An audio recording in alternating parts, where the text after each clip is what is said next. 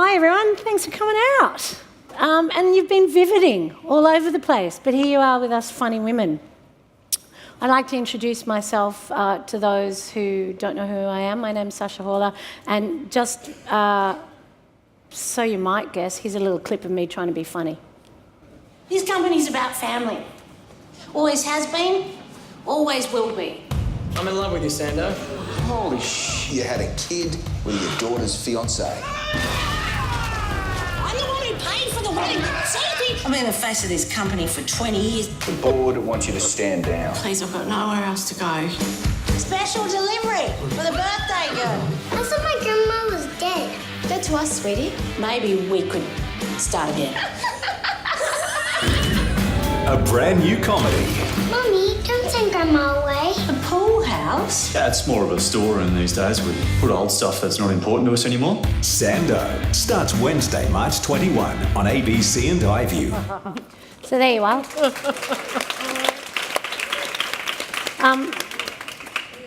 I'm going to be reading from pieces of paper because I know how to do that. So, and these guys will just have to freeform.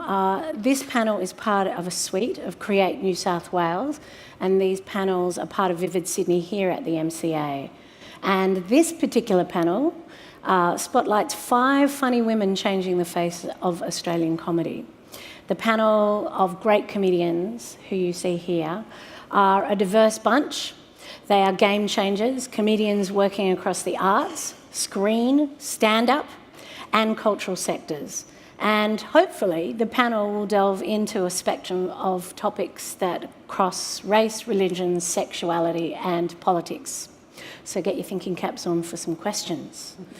Each of your work goes across a range of performance and practices, including television, radio, film, theatre, music and stand-up. And I would first of all like to thank you very much for joining us. Thank you. Round of applause for them. But who are they, you ask? Who are these glorious women? Well, first of all, we have Zoe Coombs Marr. We have Elaine Crombie. We have Jordan Raskopoulos. See, it was... Nah, go on, you do it. Raskopoulos. Raskopoulos. We did speak about it earlier. Yeah, we did, and I still didn't get it right. You weren't prepared. Yeah, I'm never prepared. No, I'm quite Disappointed. Yeah. Here she is. I mean, my name's even misspelt on that as well. Yeah. But they spelt my first name wrong, the easy one. Create New South Wales. Fix your game. Anyway, we'll talk about that later. And down the end, we have Frida Deguise. I hope all of you write their names down correctly and go home and Google all their work and YouTube and follow their work, please. But first of all, I'll tell you a little bit about them, not too much, because hopefully they'll explain while they're talking about them.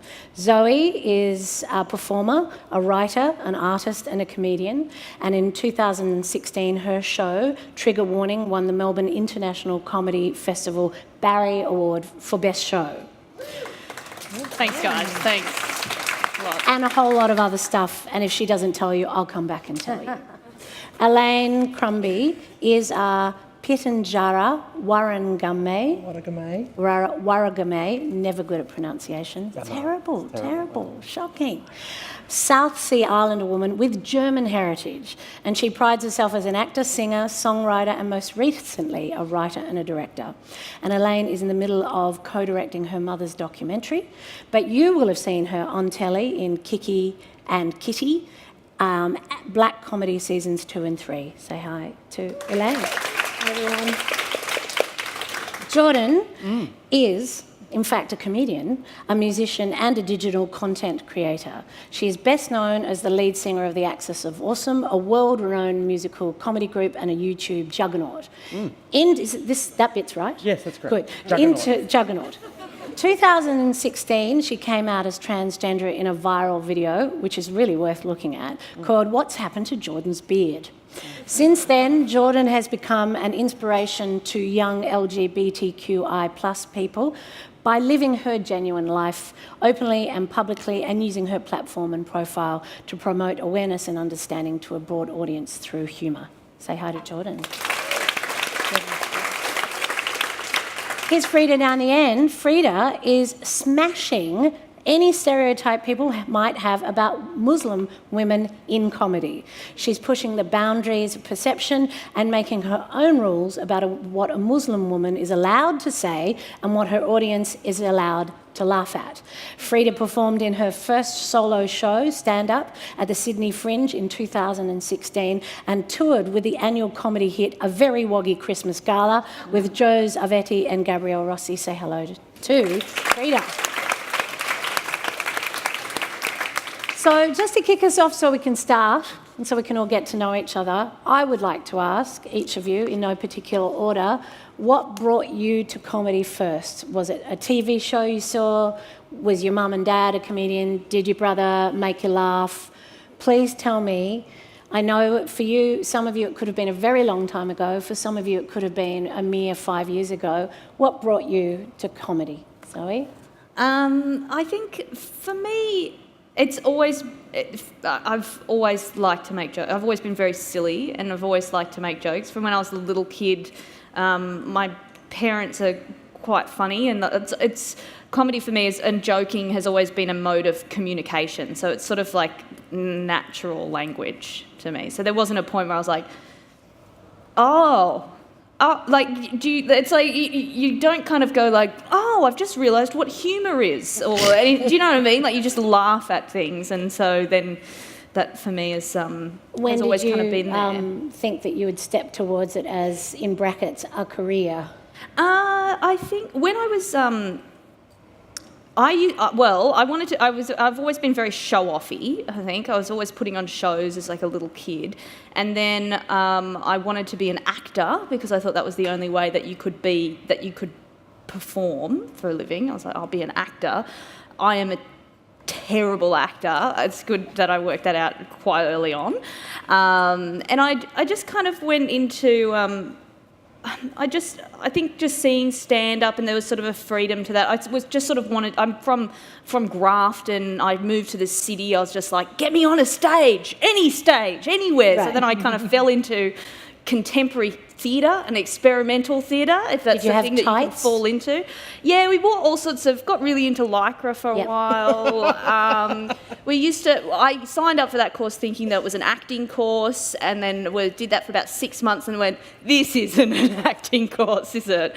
And, God, I'm bombing today. These are a tough crowd. That's because they're listening. And then, it's just sort of... It's the way that you kind of go into anything, I think. And then Did you throw yourself into an open mic? Was that the first way you did it? I did stand-up. Yeah, I was sort of doing stand-up at the same time. Like, I was at uni and I did... the first open mic I did... Well, I first did stand-up when I was 15 at a school variety thing. Yeah, I was just like, I'll get up and do some jokes. It was like... some pretty classic gear about Xena Warrior Princess, and... you didn't bomb then, though, did you? I killed. Yeah, man. First gig. Killed it. Yeah, killed it. I might actually get Giovanni to show you a bit of Zoe on stage in her very famous alter ego, who she's not playing all the time, I believe, but No. who she won the award for as Dave. And we've got a bit of footage here if you'd like to have a look. This is ironic, by the way. Watching yourself in front of people. So that is a brilliant character. I love it. And he is vile. Yeah. Dave is excellently vile, and he, I can tell, is based on, I would say, early 90s male stand-up comedians. Oh, yeah, they're still around. They're still around. Yeah. They're out and they're about and they're proud and they're out. Yeah. He's got a lovely facial hair going on, some good 90s pants. Why? Tell me a little bit about Dave and how he came around. Okay. God, it's all about me. We're moving on. Don't worry, we've got hours. So I guess I started comedy when I was very young. I started, amongst doing a whole lot of other things, I first got on sort of open mic stages. I was about 18, 19 in Sydney, and I did not kill it in the same way as I had at 15 at school.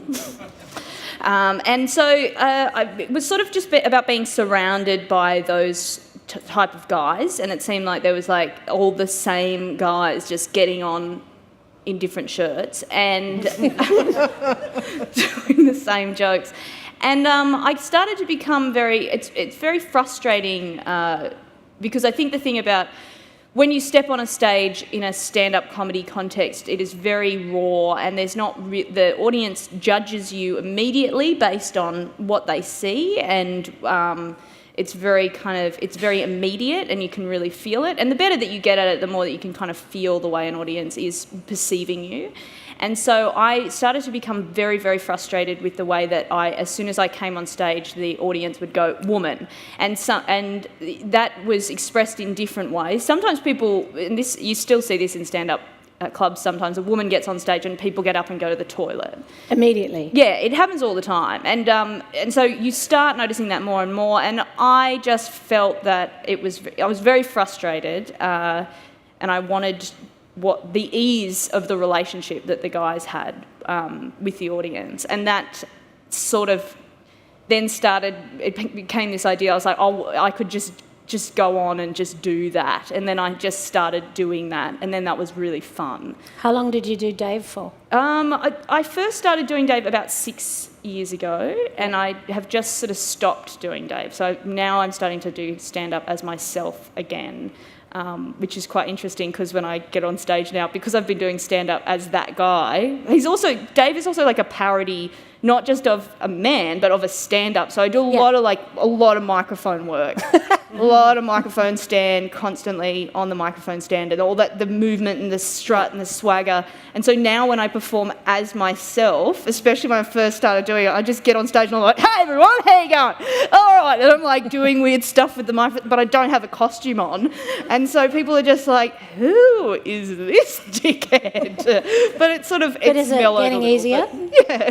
It's accepting fine. you for, your new material or your new you? Yeah, there was a period where there was a certain, my instincts were so inbuilt into that character, and there were times where I would forget that there was not a costume and a layer of irony, that there was a particular layer of irony that was just not there. So sometimes I would say things that were really wrong as myself, and the audience would just be like, oh, and I'd be like, I don't mean that. Like, right. I can say, when, Battle of the Sexes, when women stop being such bitches in costume, and people go, it means the opposite. But if I were to say something like that now, I'd get this reaction. Yeah.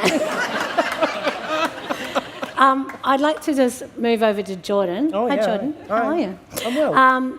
We know that humour's not always progressive. I'm reading now. Okay. And it's often used to reinforce status hierarchies, social marginalisation and stereotypes. And what, in your view, is progressive about comedy now? Or is there anything progressive about comedy now? And how do you use comedy as a vehicle to dismantle these structures?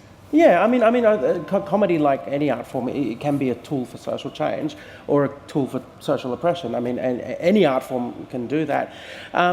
I think the issues that exist within the industry, particularly with young male comics, is they aren't aware of that power, and often do hurtful or hateful or things that reinforce these structures, and then pass it off as, hey, it's just jokes. Right. So it works in both directions. I mean, I have a story of a young man came to me like 4 or 5 years ago and said, I'm doing my first stand-up routine. And can you give me some advice? And my advice was, don't do racist jokes, don't do sexist jokes, don't do jokes about pedophiles, don't do etc., etc. It's not funny. Yep. And his response to me was, but I've got a pedophile joke that is funny. Oh. Yeah. And I realised that by framing the discourse within the it's not funny, all I did was set him up for a challenge. And he was like, well, I can do those things so long as I'm funny enough to warrant it. And so now I approach that discussion differently because those things can be funny. You can be funny and hurtful. Yep. You can be funny and do damage.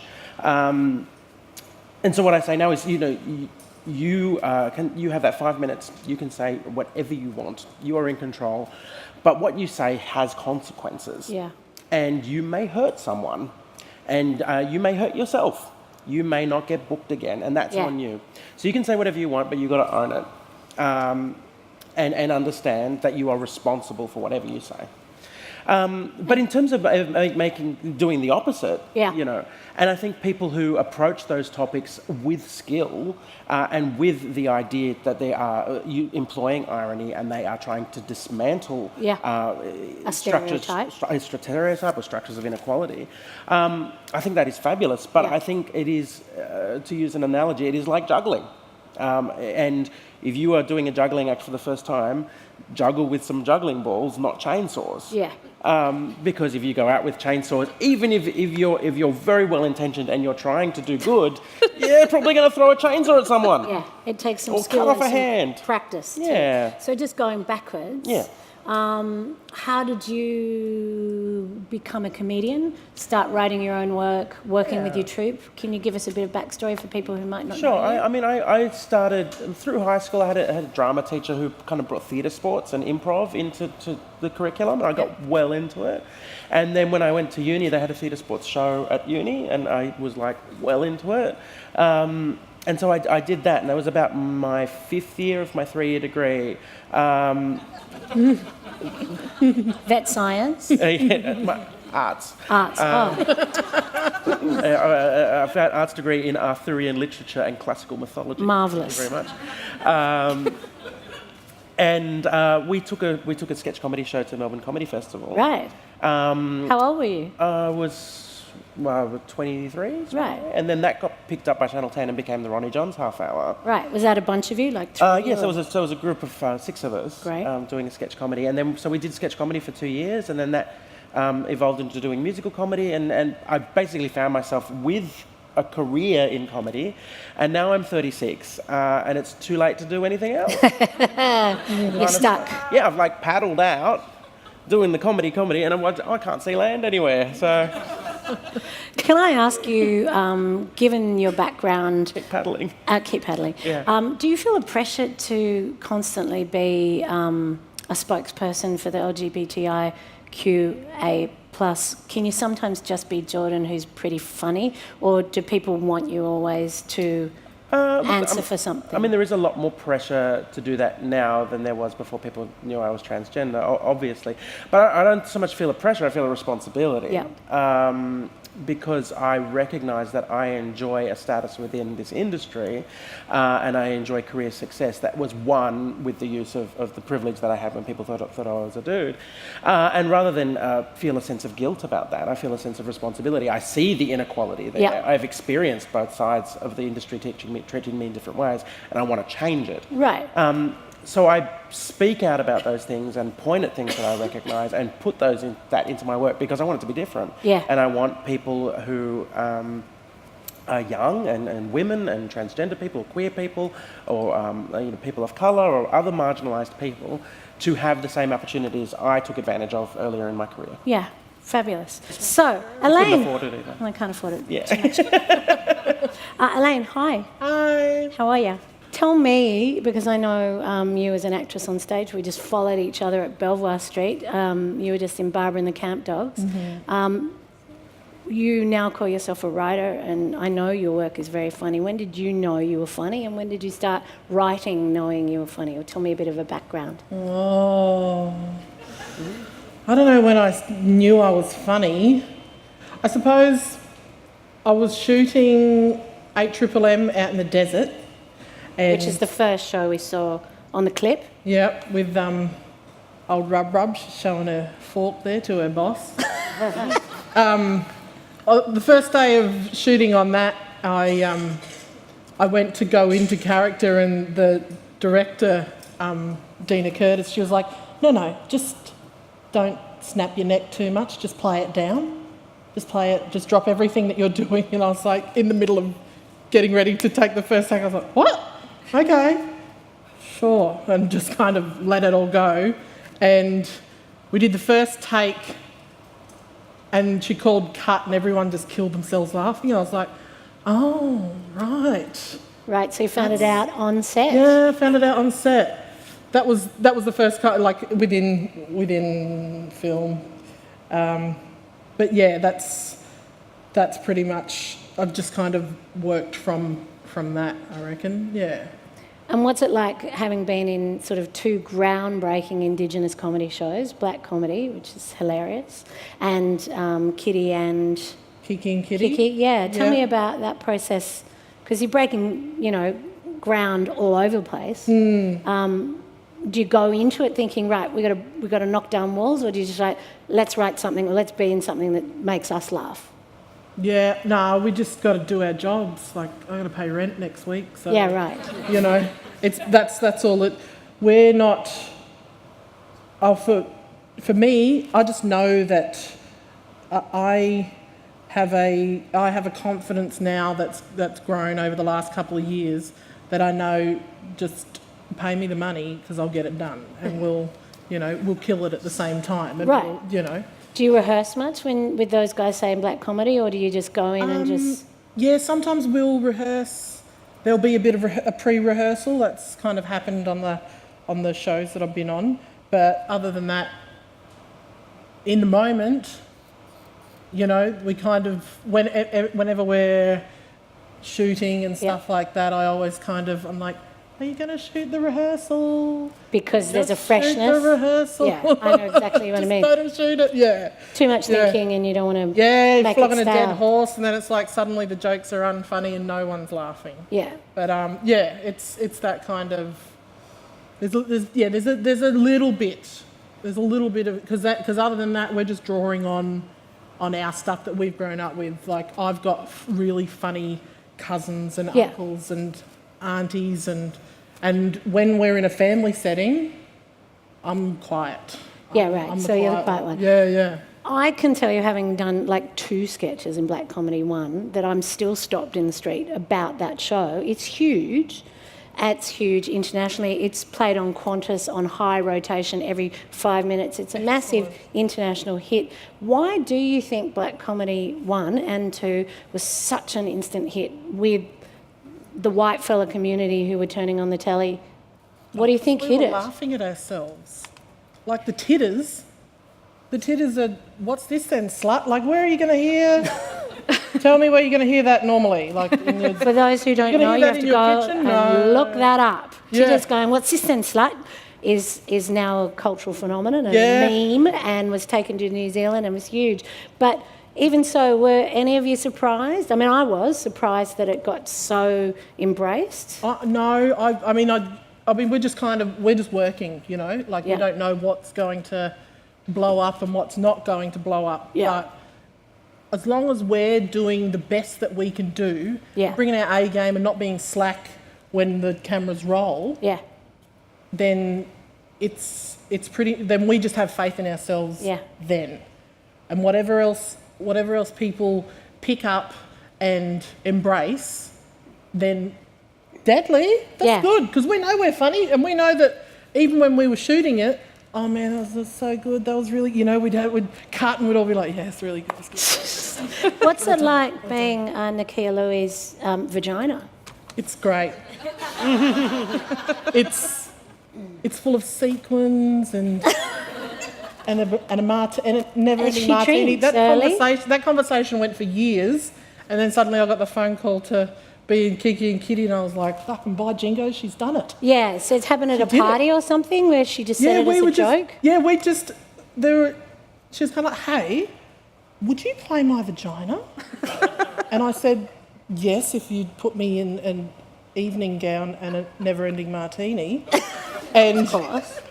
I was like, yeah, great. And so then for, like a couple of years after that, I was just like, hey, my owner, how are you, Like, I'm your virgin. Hi, I'm your virgin. What's going on, girl? I think it's really fabulous. Thank you. I just have to say hi to Frida. We haven't forgot about you down the end, darling.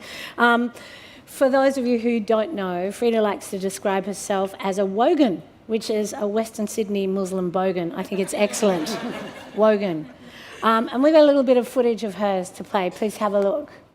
You must have had an interesting journey to get where you are today. Come on, you've got to tell me a little bit about it, because you really are one of very few, maybe the only. Have you met any other Muslim hijab-wearing comedians on your circuits, or are you it for the minute? I'm definitely it. Yeah, that's a big thing. And that must have been, and I watched that whole sequence. I love that part where you talk about in the beginning, one of the guys running the club said to you, just come out and say something about, deal with your stereotype for the first 5 seconds or something. What was that line? Something about... Oh yeah, when I first started comedy, I used to go out to a club in the city, and I would go out on stage and everyone would just freeze. Like they'll be like, are we gonna die or is this chick really funny? Like it was just so hard to make people laugh, and the jokes were so funny, and I knew they were funny, but everyone was too scared to laugh because of political correctness. We don't want to sound racist. Man, you're doing no good if you're not laughing. You're making it worse, So I used to go out on stage and I used to say, I'll give you a couple of seconds to stereotype me.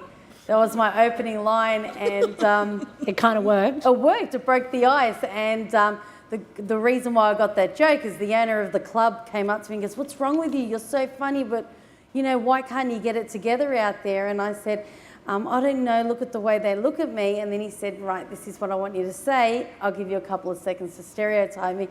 And I said, "Do you think it'll work?" And he said, "Yeah." And then the next week I come back and I do it and it works. And then when I left, I went and Googled stereotype because I had no idea what it meant. I love it. That's my favourite. I love it. But really, honestly, given that I watch a lot of comedy from all over the world, and I can't even think of anyone, not even in America, who's representing you even visually in the comedy scene. How the hell did you get up the first time? And where are your influences? Or did you just feel, I'm funny, that's it, I'm up?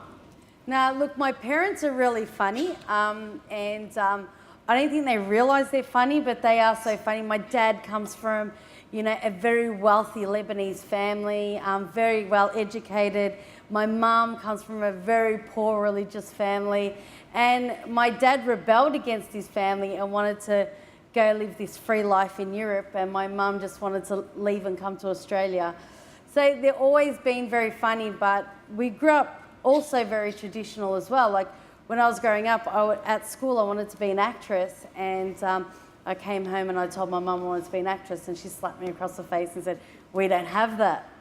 So that's where all this just got swept under the carpet, and I never ever spoke about, I never even thought about this ever again. And you've got kids too. And I've got kids. So you went off and had a whole life before you started. Yeah, three whole lives before that. So I've been married 3 times, and so so I can act. Yeah, but so you really have to just talk me through the first time you wrote 3 jokes in your head or wrote the 12 jokes on a piece of paper. When was the very first time you stood up with a mic? That was around 5 years ago. Yeah? 6 years ago. Where were you? I was at work. I had my own clothing business, and I was at work, and I wrote these jokes about Bankstown and McDonald's and terrorism, and I thought, man, this is so funny. Yeah, it was and that was it. And I had met a few people through my life that have told me, "You're so funny, you should be a comedian." I'm like, nah, man. And then I ended up doing it because I was so fed up with the fashion industry, and I just said, man, I'm going to do this. And I went on stage and I just did it. And were you petrified? Oh, yeah. I was shitting myself. Yeah. Yeah, it was terrible. And then it was like, if I wanted to explain, it's like going on a roller coaster. You're about to go on, you're shitting yourself. Oh my God, what am I doing? What am I doing? And then you go do it, and then you get off and you're like, man, that was so good. I'm going again. So exactly. Do you feel like just by doing it, you are creating a path for Muslim girls, boys, any of them? We've got Muslim boys out there, don't we? We just don't have Muslim girls out there. We have 2 Muslim guys, but, I really hope that I'm creating a path for them. And the Muslim community at the moment don't see what I'm doing is great. Do they see it negatively? Yeah, I get constant death threats all the time. Really? Yeah, constantly. Because you shouldn't be a woman on stage talking about anything or that you're a Muslim. My sex jokes or being, saying swearing and things like that. They can't handle it. So I cop that all the time, and, I know that, I know that there are women out there, because I have met them, that are proud of what I'm doing and of course. feel that I am giving them a sense of freedom. And, to most importantly, I'm doing it for myself and for my own daughter. Yeah. How old's your daughter? My daughter's 12. And Does she think you're funny? No, she wrote it all. I was just checking. My daughter doesn't think I'm funny either. I hope so. And if it doesn't happen now, it will happen later. And I think in 2018 is a good time to be a woman speaking your truth across the board here, and saying, well, it mightn't have happened last year, but it's happening this year. I think we're in a really good place for that. Yep. Are you getting good reactions from your audience? Oh, from my audience and my fans are amazing, and just the people from around the world that contact me. Really, from around the world saying, we don't have that? Yeah, and they're all saying, come here and come there, and you're super funny, and I think they're the ones that keep me going, and that's when I feel like, there's nothing wrong with me, it's fine, you're doing something good. So we've now met everyone. I just wanted to ask you guys, you all do stand-up, is that correct? No? No, I don't do stand-up. Yep. I don't either. A little bit. Zoe, can I ask you then, and are you Frida, do you think it's... I actually really want to know, is it harder than writing a sketch? Clearly it's a different part of your body to stand up in front of an audience with a mic. You've done both. Can you talk to that a little bit? Stand-up for me, stand-up is like... The thing that I would liken stand-up to is playing a musical instrument or something like that. It's very much about practice. Right. It's very technical. Right. But it has to look easy. It has to look really easy. And it also has to be coming from a place of truth, and it has to be so embedded in you that there's a lot going on, and you need to be so fluent in it that you can improvise and move between the things. But I think that's the thing with stand-up is it's a very difficult skill to learn and to master. And that's what they say, that like stand-up, it takes 10 years until you're like really good. And you're getting close to your anniversary then. Me? Yeah. How many years have you been doing it? I'm 33, so from the first time I did it, longer than I haven't, but I would have been doing it, I guess, 13 years, really. And you're still in love with it? Do you love it? Yeah, I do love stand-up. It's because it is like the rawest connection that you can have with an audience, I think. So you know when it's bad, you know when it's good. Yeah, and you sort of can't really fake it. And it's very much... I think people can get really purist about stand-up though, as well, like really kind of like, it has to be like this and this and this. It has to be, just you and the mic and stuff. Like I often use obviously I've been playing a character for a number of years, but I often will use kind of props or different things. So I find just straight stand-up pretty average for you now. I find it really exciting and it's stimulating in terms of like a skill, but I also find it ultimately really boring, and so that's why I think like it can be boring because it's sort of been done. But that's the thing about comedy is it's about sort of flipping the audience's expectations and making people laugh and surprising them. So when people are really purist about it as a form, I kind of ascribe to that to a level because I'm like a wanker, but also the job of comedy and of stand-up is to use what is going on in that room to change it and flip it. So when people do the same sort of things all the time... So, Jordan, I heard you ring over there. Do you want to add to that? Yeah, well, I mean... there we go. I did slapstick. Yeah. Ooh. Look, I've done stand-up. I just hate it. Right. Like, it's not my form. Yeah. Like, Where do you feel the most comfortable? Storytelling, really. Yeah. Like, which is similar. Yes. But I don't like the form of walking out on stage and firing off zingers and having a critical audience, like an audience who needs to be entertained in the first 5 seconds, and every 5 seconds or they disengage, which I kind of feel there's no patience with a stand-up audience for what I want to do. Your storytelling would primarily be for screen then now? No, I do it for live audiences. Oh, but you would... But the thing is, an audience is primed for the room The they're going form. into, for the form they're going into. So an audience who's going to see stand-up is just like, Ready. yeah, you make me funny and then I'll do something Yeah, for yeah. you. Whereas an audience who's going to see improv, it might be the same audience, Right. but they are going, I want to see, what they want to see is the person working. Yeah. They want to see someone's mind thinking quickly, you know, and so failure on that stage or effort on that stage is sometimes rewarded from Yeah. the audience.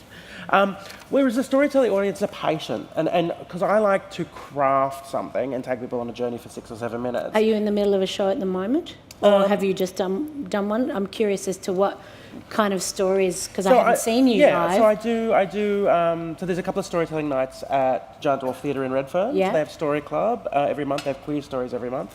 They also have erotic fan fiction, which I'm a big fan of. Read by you? Or? Yeah, so I will write for that show. You know, for these shows, I will spend a good 2 days writing about a 2,000-word piece, and that I will then read to an audience and kind of take them on a journey. Just can I ask you quickly, Yeah. say on something like that, either of those two creations, do you have a writing partner you bounce off? Do you go in now with your experience and think, well, I'll just test it on the audience, or do you run it past a... No, I just write. I have an anxiety disorder, so I often just run my head just runs all the time, just ideas, different Yep. things. So often I will think about the thing I need to do for a long time, and I will write it on the day, Yeah. and it'll come out pretty well formed, and I'll perform it that evening. It's not that I'm not doing the work; I just do the work anxiously in my head For all the days. time. All the time. Yeah, but I think with you know, with erotic fan fiction, for example, what I love there is playing with those expectations. You know, having the freedom to spend 2 minutes not telling any jokes, just building a world, and then reveal 2 or 3 minutes in that this is a sex story about the Hamburglar. Right. You know, That was and good. trying to keep people engaged with a narrative without revealing what you're doing. That's what I enjoy, and I feel like with a stand-up room, I can't do that. Right. They don't have the patience for what I want to do. I suppose I wanted to ask you, because as someone who has not written and has always been written for, I remember growing up, and anyone jump in on this one, please, and always meeting guys who were in a group of two who were making something. There was always two guys, and they'd met having a beer, and they're like, oh, you're fucking funny. You're funny. No, you're funny. Let's write something. Yeah, let's do something. And that's, as far as I saw, when I started out, even coming out of drama school, there were a bunch of two guys who met having beers, who were having a bromance, and they wrote it down, and somehow they got a whole television series. And I'm just curious, because I'm not sure that's how women write, and I know everyone has their own process, but do you write alone? Do you show your work to anyone? Do you... I write every day, so I make sure that I do that every single day. And that's one thing that I must do. And I do have friends that I always send my jokes to, or there's people that I talk to, or what do you think of this? And I'm one of those people that have to make sure that the joke works before it goes on stage. Right. I don't know, it's a really bad habit. I hate it. But yeah, so I always talk to people. There's always people there that I always share my jokes with, and I write everything down now. Everything. So you need that feedback before you go on. Yeah. Yeah. Yeah, I have a comedian brother who I ring up and just run stuff. On the phone. He'll just be like, hey, and I'll be like, and I'll just go straight into it, whatever it is. And if he kind of goes, like that, I go, see you, bye, and just hang up. If I can make him laugh, then it's somewhere in the ballpark of a good something. Yeah. I think we're going to ask you guys some questions. And just as a way to round up, because I think we're getting the wind up, I think the reason why Vivid invited these women here is they're clearly more than their job description. They're all very, very good at making you laugh, and they're all very, very good at living their life outside the parameter of a comedian or someone who works in comedy. All the best comedians that I love are, in fact, commentators, agitators, activists, spokeswomen, raconteurs, shit stirrers, shit kickers, You know, any of those phrases, because they choose to look at the world from an ironic and comic perspective. It's the people who write the papers who goddamn wish they were as funny as us. It's the people who want us to think new thoughts that are dry and dead, that wish they had these 5 women to write their jokes for them. Can't afford me. Can't afford me, or Elaine, or Zoe, or Frida. Pay my rent So for a I year. will actually use that as a wrap-up and You say were about that to is be a a bit- huge compliment because, in fact, we all know the bitter pill that is the world out there can only be survived if we find it funny and if we keep looking at it sardonically with humour, irony and laughs. And thank you very much for And you coming. can afford me. Yeah, she was great. Thank you very much for coming.